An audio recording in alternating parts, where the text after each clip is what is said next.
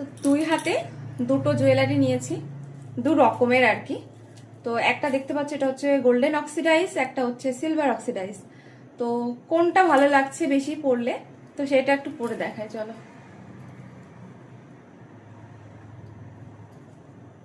এই যে এটা পরলে হচ্ছে এরকম লাগছে, আর এটা পরলে কেমন লাগবে চলো দেখা। এটা এই পাশে দিই আর এটা এই পাশে দিই।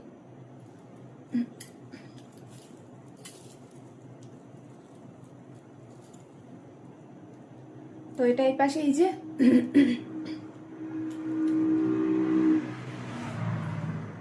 আর এটা এরকম।